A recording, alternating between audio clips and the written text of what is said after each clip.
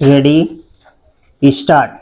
The appellant sought declaration of his khatedari on a land having a total extent of 158 bighas in Khasra numbers, more fully described in the plaint filed under section 88 of the Rajasthan Tenancy Act, 1955, and also sought for recovery of half of the total land unlawfully encroached upon by the defendants. The khatedari was claimed as a succession from his deceased father, whose name was mutated as on 26/11/1961 in the revenue records. It was alleged that the defendants, Kashi, Bhura, and his son Ram had fabricated a sale deed based on which the encroachment was carried out. The suit was decreed as early as on 16/8/1975, the first defendant, Kashi, having appeared and contested the case but eventually declared ex-parte for non-appearance. An appeal by Kashi long after, in the year 2006, was rejected on the ground of gross delay. In the second appeal filed, the Board of Revenue remanded the matter to the original authority, which was affirmed by the High Court, confirmed in an intra-court appeal.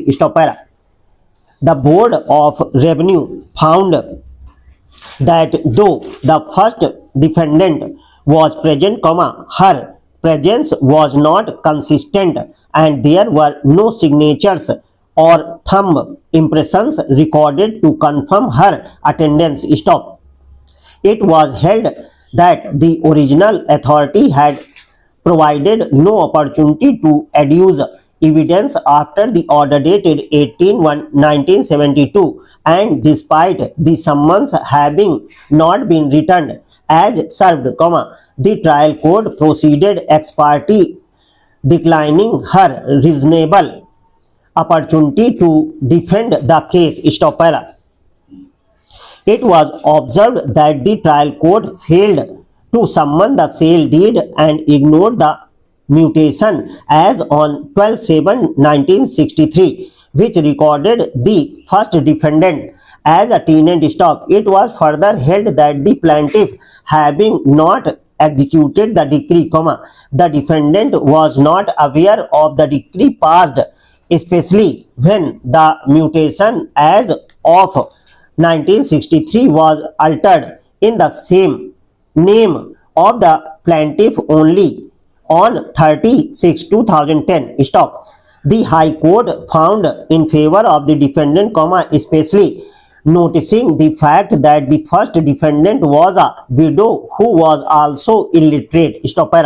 The learned senior counsel for the appellant took us through the proceedings before the trial court, produced as Annexure No.04, to argue that the first defendant had appeared before the trial court through a lawyer and was also present in person on many occasions when the matter was taken up. Defense evidence was led by examining two witnesses and later on, at the request of the counsel appearing for the first defendant, summons was issued, and after a period of 2 years, it was specifically noticed that the first defendant appeared in person, after which she was declared ex parte and a decree passed.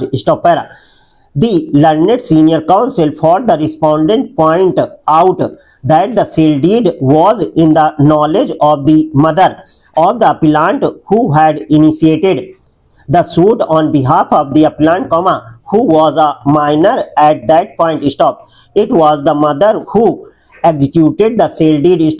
There was no attempt to seek a declaration against the sale deed, especially since it was a voidable document and not void ab initio.